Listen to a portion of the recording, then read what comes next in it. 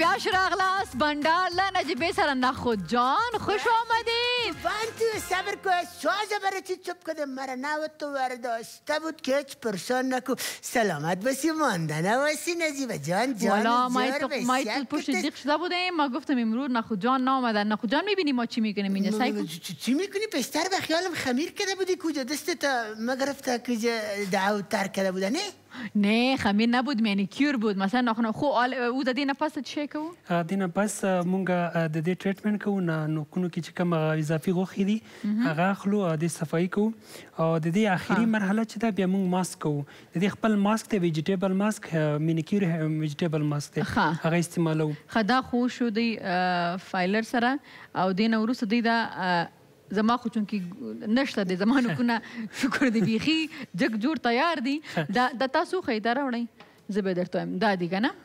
دې سره دا زما خو دلته اکسټرا غوښې نشته په نوکونو کې نو کنی دا نور کله داسې چې دا په دې باندې اخیستل کېږي داسې بله اخی اگروز که مام دست بی جانم بیارم همه تو برای خوب جور میکنی بیا دا دینه وروسته دینه بعد مونږ سره ویجیټیبل ماسک دی مانیکیور ویجیټیبل یعنی د سبزۍ ماسک سبزۍ ماسک دی او دا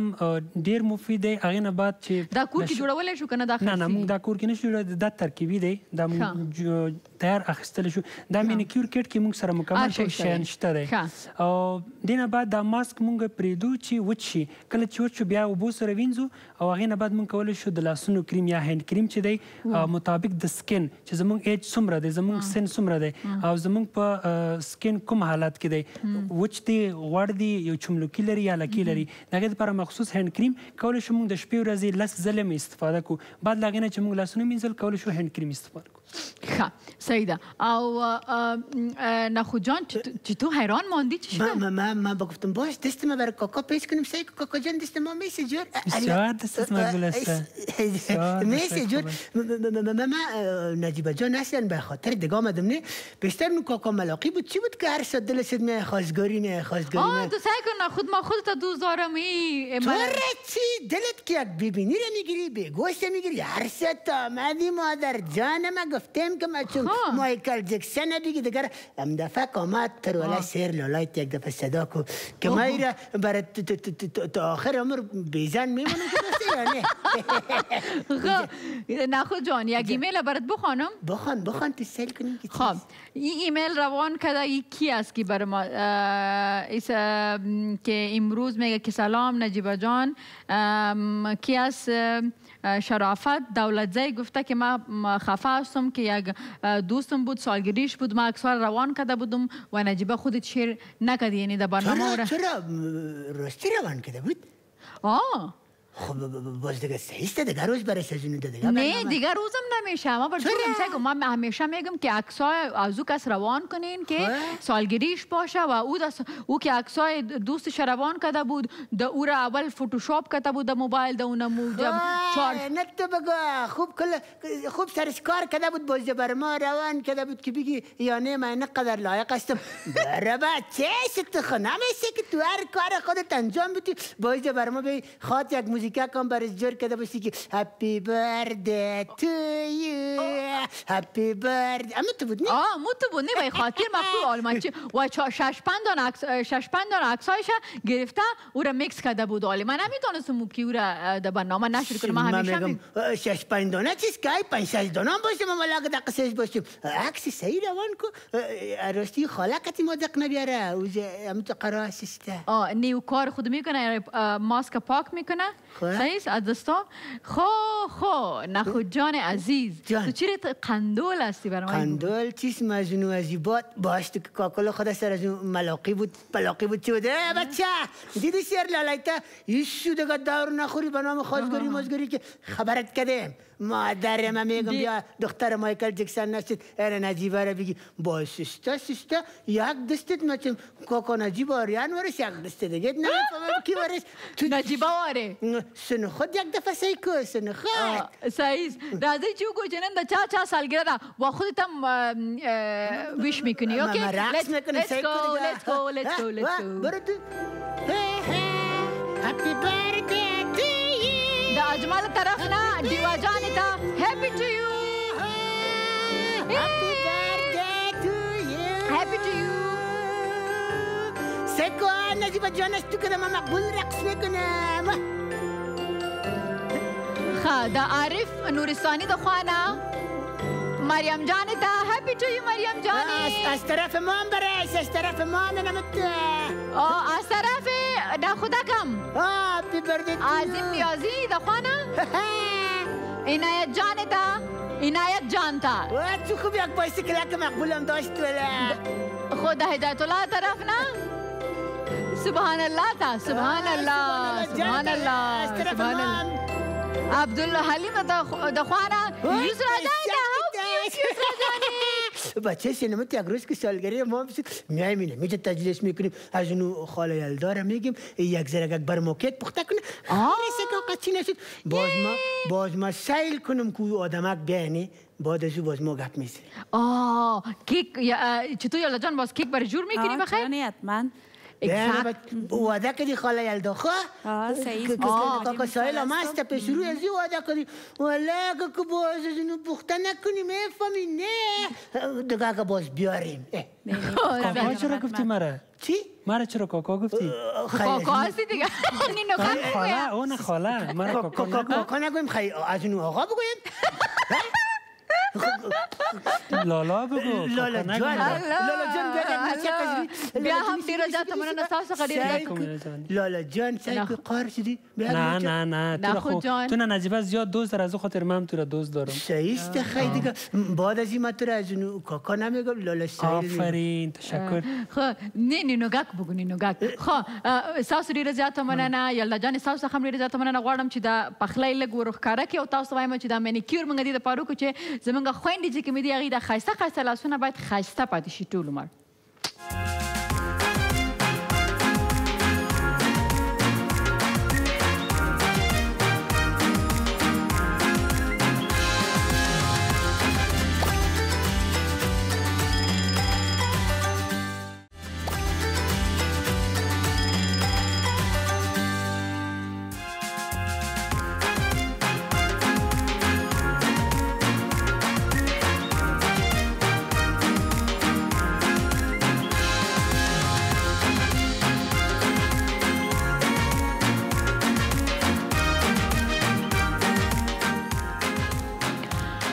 یو وری بیا شراغلاس خبرونه بندار له نجیبې سره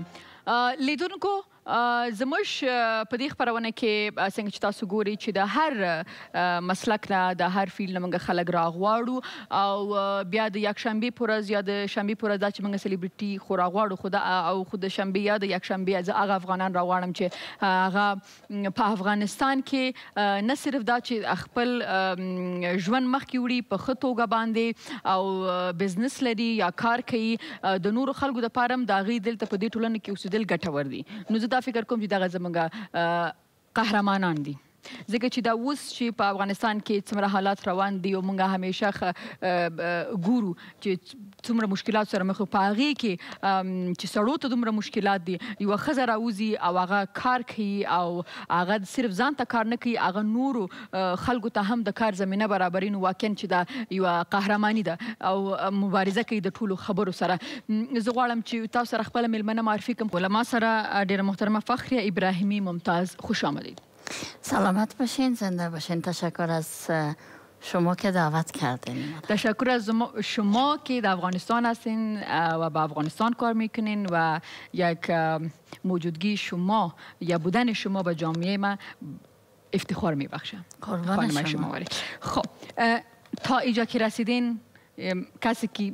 گپ میزنه آسان است یا حالی که ما در ویدیو دیدیم یک دقیقه یک نیم دقیقه آسان است مگم این سفر که شما طی کردین اصلا آسان نبود و سعیس و در جامعه ما که ما فعلا هم زیاد مشکل داریم با خانما اگر بر ما بگویی که اینمی آیتی که شما میخواستین که سرش کار کنین آیدی خودتان بود یا همسرتان؟ نه آیدی شوهرم بود گرچند نرشته ما بود و نرشته او ولی صحبت اوی بود و او فکر میکرد که با آیتی میتونیم بزنس خوب داشته باشیم چون هر بزنس ریسک داره هر تجارت ریسک داره ولی آیتی بخش است که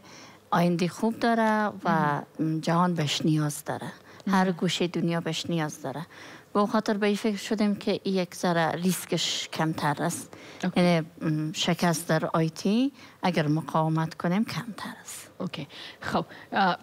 در افغانستان طرف آیتی باز خودت گفتی که خودت هم بلد نبودی و شوهرتان هم بلد نبود. خب چقدر وقت گرفت اینمی بیزنس شما که تا خود استیبل کنه؟ خب گرچند شوهرم تا اندازه بلد بود، دیپلم خود داشت، در دوران محصلی خود کار کرده بود، تجربه داشت اینا، ولی خب بزنس خودش یک مرحله داره، 3 سال میگذره که توقعی میره که تا به یک حد برسه و 5 سال در بر میگیره که یک چیز شوه که فکر بکنی که واقعا به ثمره رسیده. و ما واقعا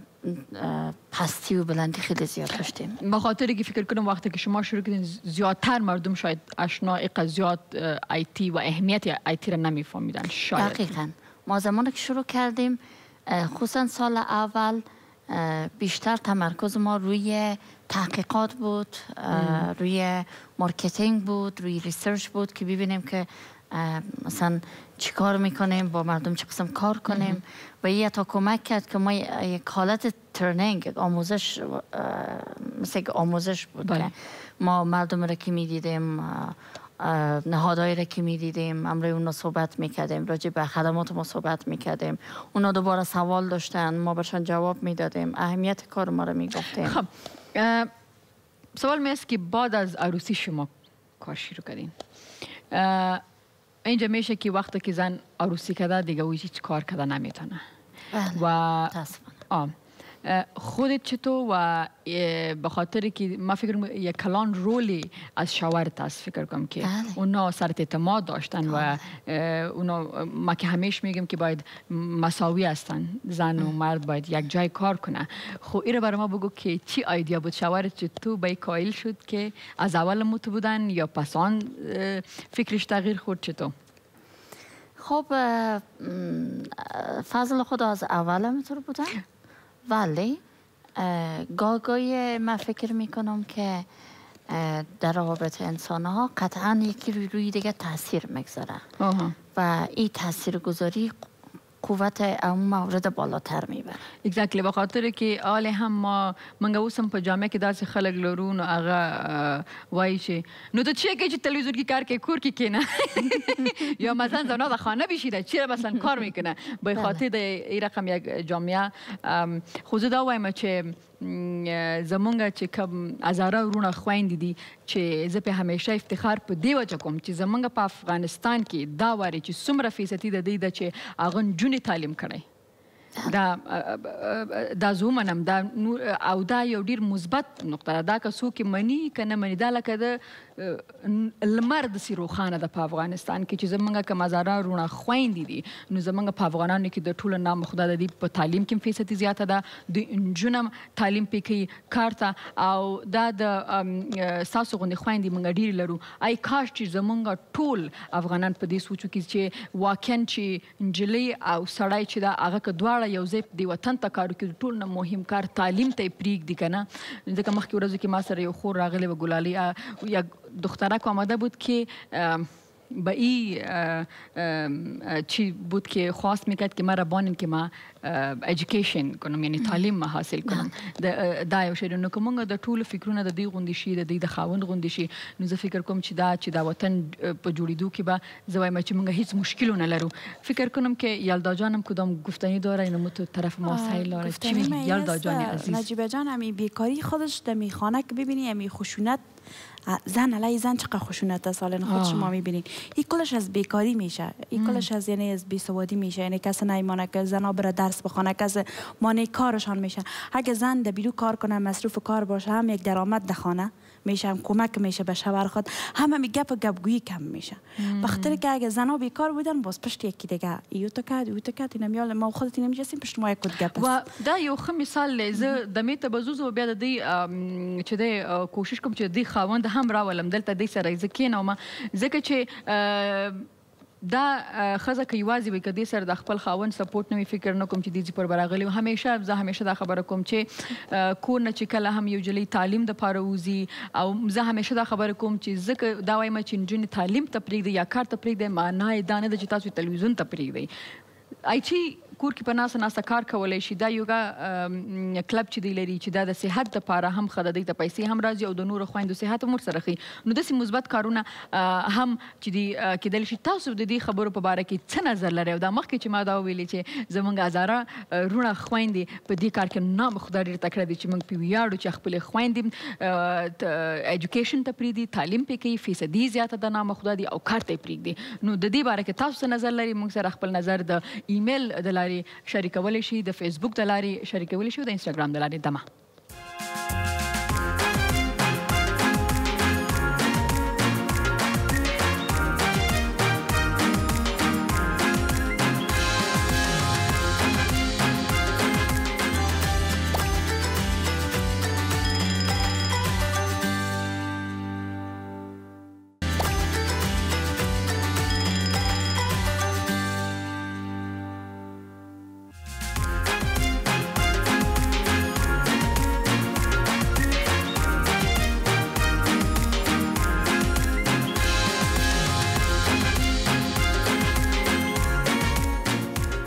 یو ور بیا شراغلاس بندار له چیرته یو نجیبې سره دا فیسبوک ما ویلي چې تاسو به څه ورته وایستئ دا فیسبوک څه ده دا تلیفون څه ده دا دواړه د ژوند برخه سوي دي نن سبا ټول خلک لري لکه هغه کټه والا مسیج خرڅوي بیا هغه مې خپل تلیفون راوباسي خپل فیسبوک کټې والا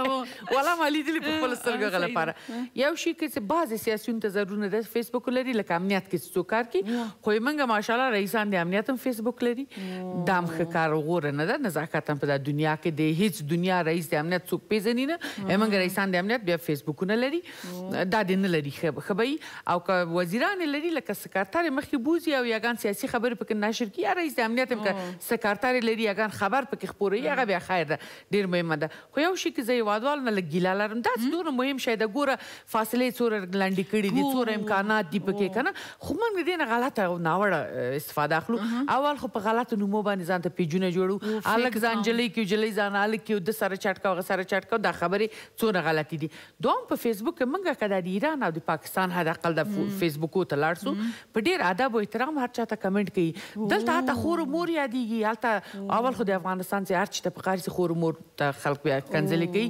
داسې دا لرې له نزاکت نه ده دا غلطه ده دا مې چې درته ویلې ما څو وارې په سوشل میډیا کې ایرانیان کتلي چې هغې لیکلي یا افغانا را سعی کو وای نظر خودش هم دا امید میگه اینمی هستن نو دا سړي ته زه شی کولی نشم خو واقعا د یو افغان په صفت ډېر زور راکړي چې ولې زموږ خلک خپل نظر که ته چا سره فرق لري نو خو د دلیل ووایه منطق سره یې ووایه ځکه دا ته چې څه لیکې هغه دا کوم همسایه چې ته وایې دا زموږ حریف دی هغه ګوري خاندي درپسې صحیح ده نو ته یوازې دا نه چې دا وکیله ده یا زه نطاق یم یا جرنلیست یم یا یو اکټر دی یا څوک دی هغه ستا وطن چې د هغه ریپرزینټ کوي تی هم د یو افغان په صفت کوي کله چې ته په فیسبوک کې څه کې یې او چې لیکې نو دې ته باید سړی ډېر فکر ولري نو تاسو به څه وایي دې ته زه فیسبوک مې خوښ ده ښه ده وسیله د انفصال ده وسیله د نږدې کېدو د خلکو ده وګورې ټولې دنیا نه سړی کولی شي په هر نقطې کې د یو بل حاله خبر سي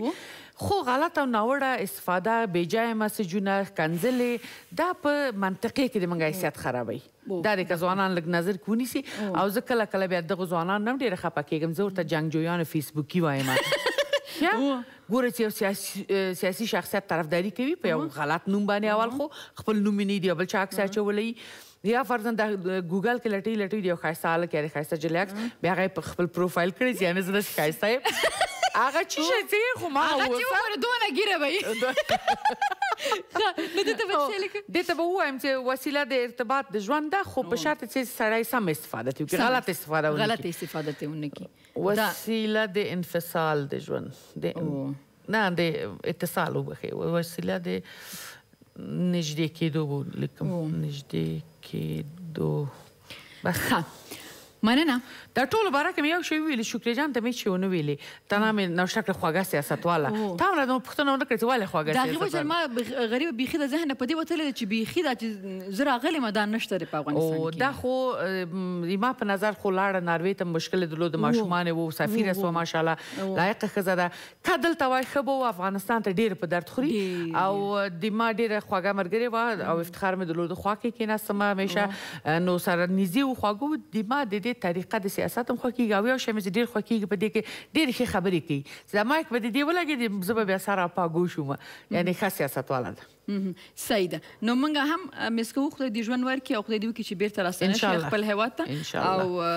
موږ په تمه یو تاسو ته ښه ډېره زیاته مننه ښه اوس دا چې تاسو د هالندي ژبه هم زده صحیح ده نو که تاسو ماته یو هغه ووایستئ چې دا وخت تاسو بنډار خپرونه ګورئ د آریانا تلویزیون نه څنګه به وایو Ik zie bandaarprogramma op Ariana television. Ga. Kan zelf raten krijt wat nee. Ik hou van Najiba. Zij is echt goeie meisje. Ga. Maar Najiba ډېره راباندې ګرانه ده او ډېره ښه جلۍ ده دا پرونانسیشن عربي غوندې نه ده نه ښې پکې زیات لري ښې پکې زیات یعنې اته اتیا ته اختن تختخ وایي بیا خور به مې روخ ما باندې شخندي کوي دا څه زه به دې زده کړې اختم راځئ مهرباني وکړئ بلې اوس ښه زنګ دی یو زنګ راځي زنګ دی ته خدای دې خیر کړي موږ خو نمبر نه ده ویلی چې دا به څوک یې هلو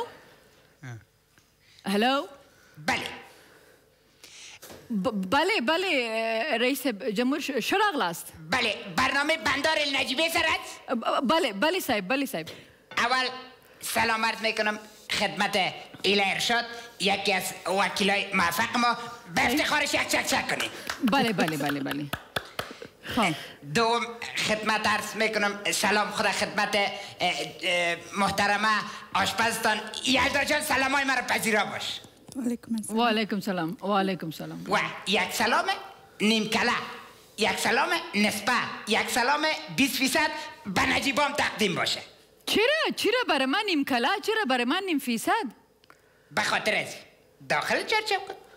تو هیچ از من یاد نمیکنی از خوبی خواهی من یاد نمیکنی امی حاضر میبینی امی ها در گیمتان عکس گاندی بود نبود بله بود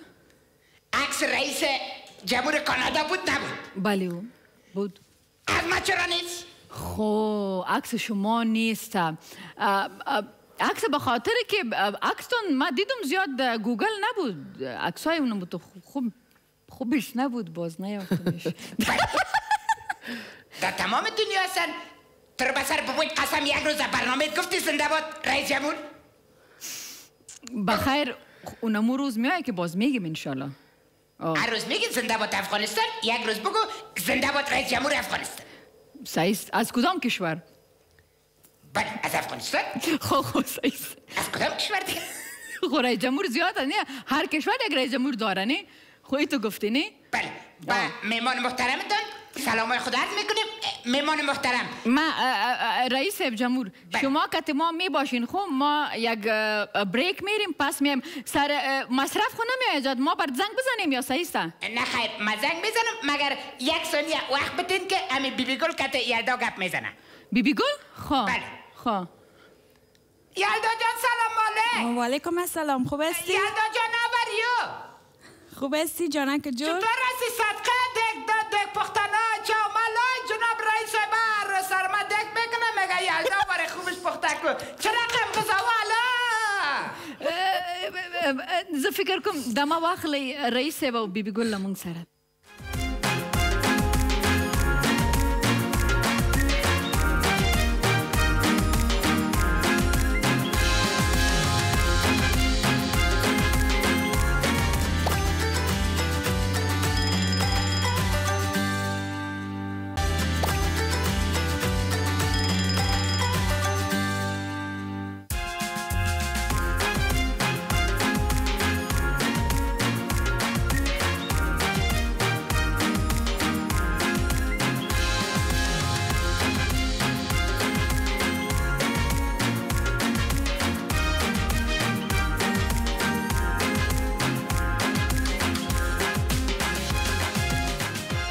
بیا شراغلاس خپرونه بنډار له نجیبې سره او یقینا چې د هر انسان دپاره د هغه صحره ډېره زیاته مهمه وي. صحیح د هر یو کس غواړي چې زه د ښه ښکاره شم او خدای پاک په دې دنیا کې هیڅوک بدرنګ نه دي پیدا کړي ځکه چې دا ټول د خدای پاک تخلیق دی او موږ هیڅ چاته بدرنګ نشو ویلی او نه څوک بدرنګ دي. د هر چا خپل ښایست څنګه چې د هر ګل خپل یو بوی وي نو همداسې هر یو کس ښایسته وي. خو بیا دغه ښایست او دغه ښکلیوالی چې باید څومره دوام وکړي څنګه موږ پام ورته وساتو نو په هغې ټولو موضوعاتو کې یو موضوع دا هم ده چې د چا ډرای سکین وي یعنی جلد چې دی سرمن چې د هغه وچه یا خشکی نو نن زموږ موضوع هغه ما سره ډېر محترم عبدالصبور صابر خپرونه کې دی. ډاکټر صاحب ستړی مه شئ. ژوندی اوسه محمد صبور صابر. نو مونږ چې یو زه صابر صاحب مخکې نه مونږ یو بل پېژنو که نه مونږ تېرې خپرونه کې هم ډېر خپرونې د خپرونو کې مونږ چې دی وخت به یې راکاوه راتله به او خوشحاله یم چې ډېر وخت بعد مې ولیدی نو مونږ یو بل سره پوښتنه کړو ما ته ډاکټر صاحب وضع ډېر کم شوی دی نو ده ما ته چې صحیح ده دا دغه ده خو ما ته هېڅ ونه ویل چې بیا اخره کې زه مجبوره شم ډاکټر صاحب زه چې هغه شی یم که نه نو ما ته وایي چې نه اوس ښه شوې که نه اکثرا کامنټ نه ورکوم خصوصا لیډیز باندې کامنټ نه ورکوم هېڅ وخت ښه نه چې خوشحاله نه شي نه کېدای شي ورباندې بده ولګي. بعضې خلک دي چې وزن زیات سي هغه باندې خوشحالوي بعض خلک دي چې وزن کم سي هغه باندې خوشحالوي نو څه رقم کامنټ ورکو نه زه هغه خلکو نه مې دا چې کوم کامنټ ورکړو هغه چې تا ویلي چې نه وزن دې نه ده زیات شوی. ښه ډاکټر صاحب زموږ نن موضوع ده ډرای سکین نو دا راته وایه چې اول خو راته تشریح کړه چې موږ ټول پوه شو چې د چا سکین ډرای دی کله کله د چا سکین اویلي خو یو نیم ځای کې هغه وایټ سپاټ پیدا شو نو هغه وایي زما سکین هم کې ډرای ده نو که دا راته لږ ایکسپلین کړي. په عمومي صورت سره موږ درې ټایپه سکین لرو. عمومي صورت سره کاسمیټیک لنګانه چې یو ډرای ده نارمل او آیل سکین ده او آیل سکین هغه سکین ته موږ وایو چې په هغه کې اکسیسیف آیل یا سیبوم وي یعنې جلایش پکې وي پورس پکې غټ وي او مریض کله چې لاس وي هغه لاس یې آیلی سي او نارمل سکین هغه سکین ده چې د مریض مایسچرایزر یا رطوبت ډېر ښه وي یعنې نارمل حالت کې رطوبت ولري غوړ نه وي او فلیکس یا سکیل یا تفلس هم ولري پوستک ونه کې دا نارمل سکین ده. او زو ډرای سکین ده. ډرای سکین هغه سکین ده چې رطوبت ونه لري او اکثرا سکیل یا تفلس یا پوستک کې په هغه باندې کاسمیټیک هم نه کینی هغه ته صابون هم لګیږي کله چې مخ مینځي په صابون باندې یا په اوبو باندې هغه پوستکی شخ یا کلک پاتې کیږي او رینکلز هم زر رینکلز پیدا کیږي زر ایجنګ ورته پیدا کیږي او زر سپارټس پکې پیدا کیږي. نو اوس به راځو د ډرای سکین دپاره ځکه چې دلته هوا هم ځکه دا موضوع م ایښې چې هوا ډېره زیاته دلته بدون دی چې یخ هم نه نو هوا ډېره شخه ده کابل نو ډاکټر صاحب دا راته وایي چې کوم چې ډرای سکین وي صحیح ده نو د هغې دپاره بهتره شی ده چې سره که موسچرایزر یا کریم نه استفاده وشي. راځئ چې اول لاملونه وسنجوو ولې سکین ډرای کیږي. نارملي خو دا د سکین نیچر یا طبیعت ده چې ډرای وي. بله خبره دا محیط یا انوایرمنټ ورباندې تاثیر کوي. کله چې هوا یخه سي کلایمټ هغه سي ځي یخ خواته نور هم رطوبت په هوا کې کمیږي هغه څوک چې ډرای سکین لري نور هم ډرای کیږي. نو دوی که ژوند یې ښه وي په ژوند کې یعنې ښه وي ځي کیسه اخلي حمام ته ځي خپل پوستکي کیسه کوي یعنې حمام کې هوا ګرمې زیات اوبه واچي دا نور هم دا مشکل زیاتوي دا دوه برابره کوي. دوی غواړي چې پوستکی پاک کړي حمام ته ځي اوبه اچوي صابون وایي لیف کوي دا نور هم زیاتوي. پوستکی نه سرمن جوړوي بیا ځي سرمن ډاکټر ته پوستکی نور هم دمیج کیږي خرابېږي تخریب کیږي بیا ډاکټر ته چې ځي ډاکټر چې دا ورته تشریح کوي چې داسې مه کوئ داسې مه کوئ بیا دا نه مني ځکه چې دا د منلو وړ نه ده چې اوبه پوستکي باندې باید تاثیر کوي یا صابون یا شامپو یا لیف هغه پوستکي چې وچ دي یا ډرای دي هغوی دپاره اوبه هم خراب دي زیات اوبه استعمالول یعنې دوامداره باید شاور وانخلي هغوی دپاره زیات صابون هم ښه نه دي باید هغه صابون استعمال کړي چې پکې ویټامین ای الوویرا یا سراماید وي یعنې ماسچرایزینګ صابون باید استفاده کړي. فیس واش څنګه هر واشنګ اجنټ چې وي هغه باید ماسچرایزر پکې نو داسې فیس واش به وي چې په هغې کې موسچرایزر په ډېر فیس واش نه دي پکې الوویرا شته الوویرا فیس واش ډېر زیاته اوس پکې ویټامین ای شته ویټامین ای دا هم ډېر زیاته دا بل علاوه چې پاک کوي ماسچرایز کوي یعنی هغه خلک چې د هغې سکن یا جلد چې هغه ډرای یا خشک نو هغې د یو کار دا وکړي چې کله په صابون خو د بیخي خپل مخ نه مینځي او په فیس واش کې مینځي الوویرا صابون یا فیس واش یا الوویرا ولري موږ صابون هم لرو موږ مایسچرایزینګ صابون هم لرو چې الوویرا هم پکې شته ویټامین ای هم پکې شته او سراماید هم پکې شته دا درې ترکیب همیشه ګلیسرین هم پکې شته دا ترکیبونه همیشه مایسچرایزینګ اجنت دي یعنی کولی شي چې پوستکی مایسچرایز کړي هغه خراب حالت نه راوځي او مریض د ښه احساس وکړي د پوستکي باندې هم په جلایش باندې هم په حالت فیلینګ باندې هم کله چې میک اپ وي میک اپ پوستکي کینی اوکې ها ډاکټر بیا خدای علت چې هوا یخیږي او بل علت ډېر غټ علت کله چې هوا یخیږي په کور کې بخاري کړو یا د غاز بخاري یا د لرګي بخاري یا د برق بخاري دا نور هم انوایرمنت یا محیط وچ کوي هغه څوک چې وچ پوستکی لري دا نور سیویر کیږي شدید کیږي څنګه په دې یخ کې باندې کینی نه کرنګ وسی خپل اصول لري فرضاً مرکز ګرمي هیڅ مشکل نه یا سنټرل هیټر مشکل نه لري او کوم نو موږ سیو یو لکه او کوم کور کې هغه لرو بخاري لرو د بخاري په سر باندې یو چې شوبو کیدو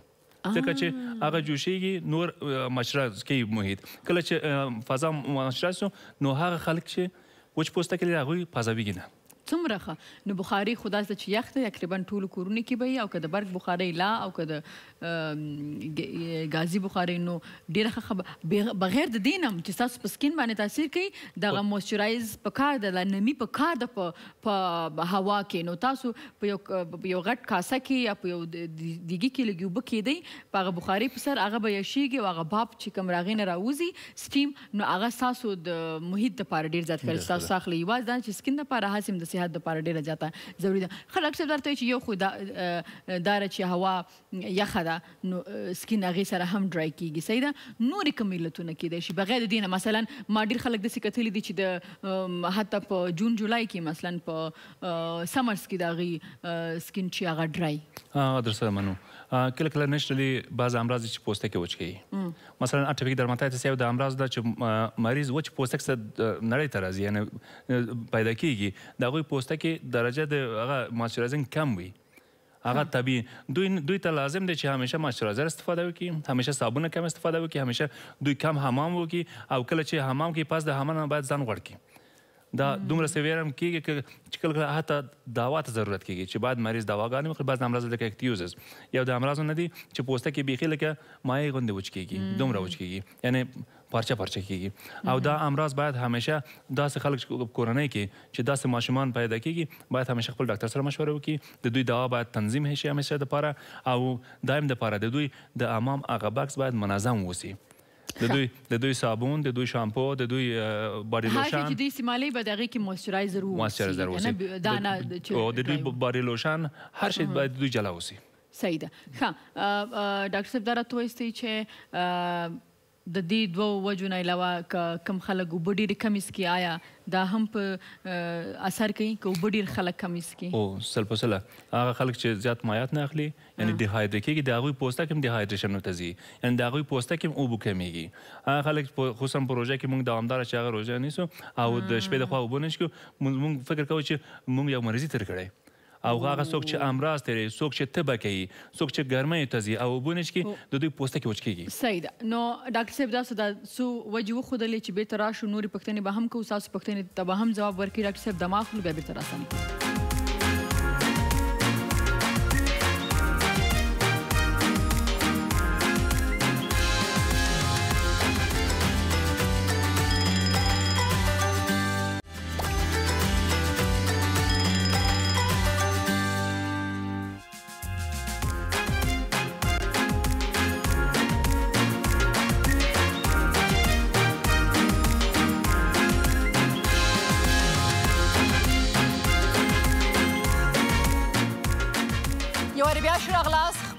بنډار له نجیبې سره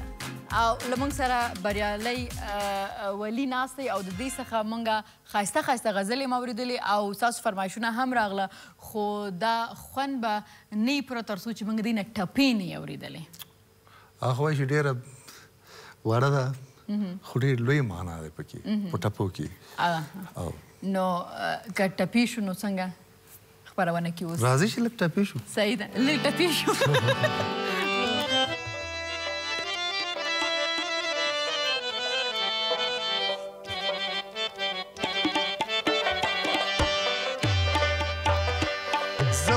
خوله د غاښ راخښ کړ زه به بخیلې مور ته څه ځواب کومه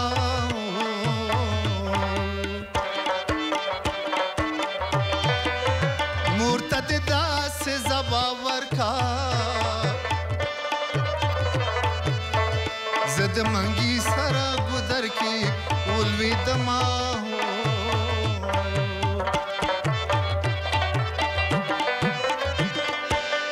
مور به مې داسې راته وایوه منګی د روح په خوله دې راوړه پرهرونه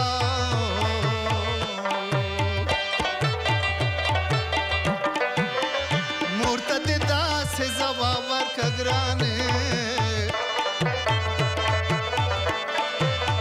منګی په خټه زه په ګټه ولوېدمه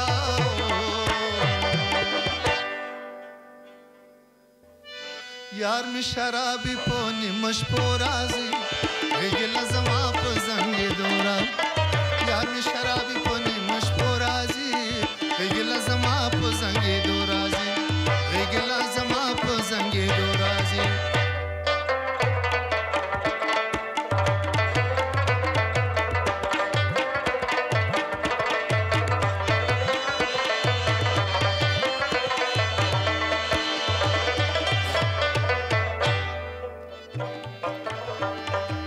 یا زما په دې کلي کې څه دیوا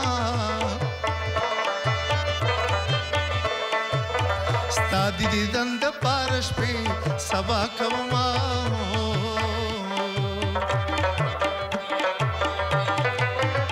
کلي کې یو لیونی نشته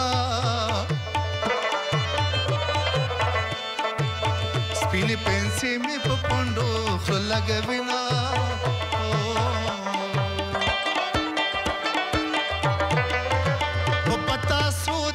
مخته کړما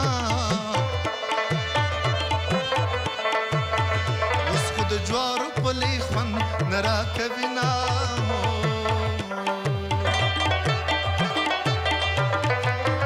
مستري دوه درې همدومره بس دي نو ډېرې مستري د سړي غم رازیاتوي نه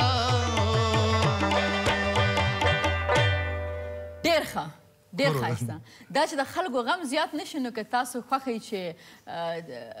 یو وطنیزم ولې نه راته ووایئ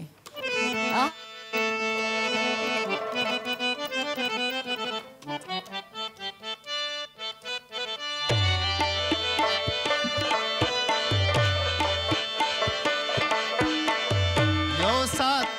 بیتا گزاره نه کړمه وجنانه وړاندې اموخته کړمه یو سات بیتا گزاره نه کړمه وجنانه وړاندې اموخته کړمه وجنانه وړاندې اموخته کړمه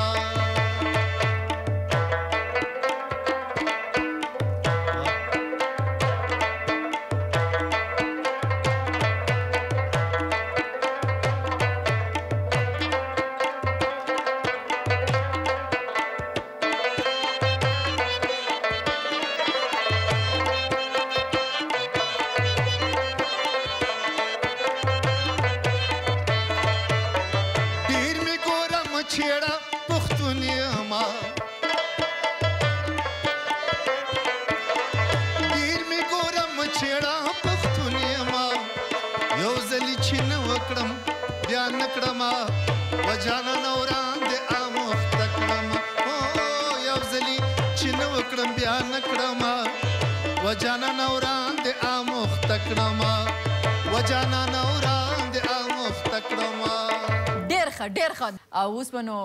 تاسو سره شو اوس د یادونه افسانې ښکاري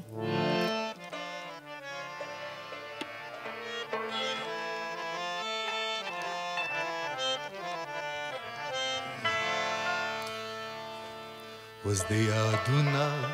افسانې ښکاري داسې دستور د زمانې ښکاري اوس د یادونه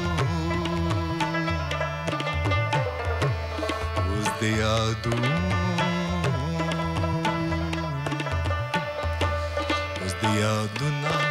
افسانې ښکاري داسې دستور د زمانې ښکاري اوس د یادونه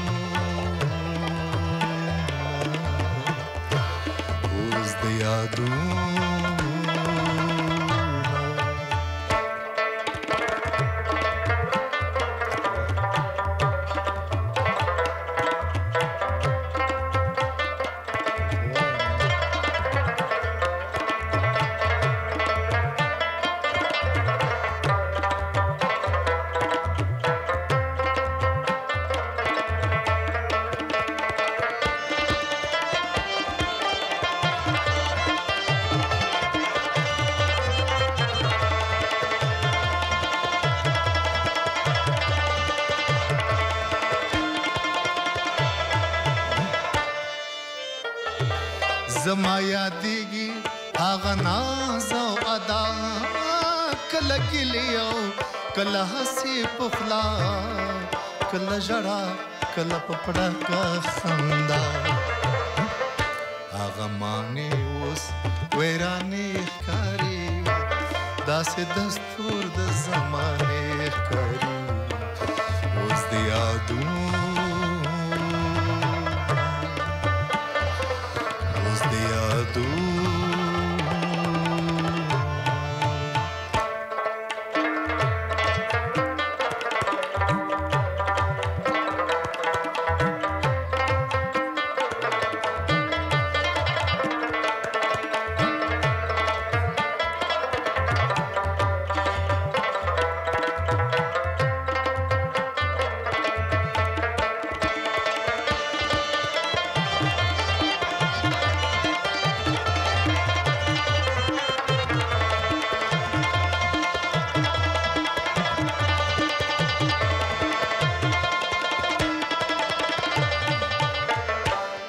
په وصال کې بنشه غوندې وه هر غمیرو عجیبه غوندې وه ګړۍ ګړۍ یوه لحظه غوندې وه اوس ستا خبرې بهانې ښکاري داسې دستور د زمانې ښکاري اوس د یادونه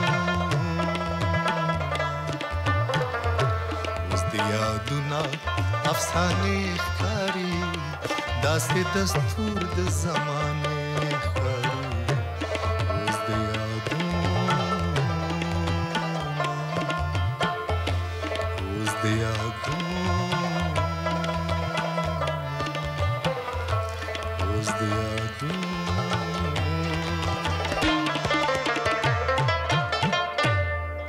ډیره مننه خیر اوسې ستاسو څخه ډیره زیاته مننه فاروق فقیري څخه ما محمد اکبر ننګرهاري څخه هم ډیره زیاته مننه یقینا ستاسو په راتګ زموږ د بنډار یو په دوه ډیر ښایسته شو دا د ماشاوي سوپ هم یلدا جانې په خپل لاس جوړ کړی ده دا به هم خورو او ټول لیدونکو څخه ډیره زیاته مننه چې تر دې وخته د بنډار خپرونې سره تاسو کوئ چې زموږ د خپرونه د شپې 11 بجې تکرار وګورئ او سبا سهار یې 11 نه 12 پورې وګورئ او یوټیوب چینل چې د اریانا تلویزیون راخو تاسو ته معلومه ده چې هلته لاړ شئ نو بنډار به تاسو ته دغه خپرونه به تاسو هلته وګورئ ډېره زیاته مننه بیا هم ستاسو څخه نو ماښام په خیر یو وارې بیا ډېره زیاته مننه ډېر خوند مې یقینا واخیسته دې غزل نه دې سندرو نه خوشحاله اوسئ نو خپرونه پای ته ورسېده په الله مو سپارم د الله په امان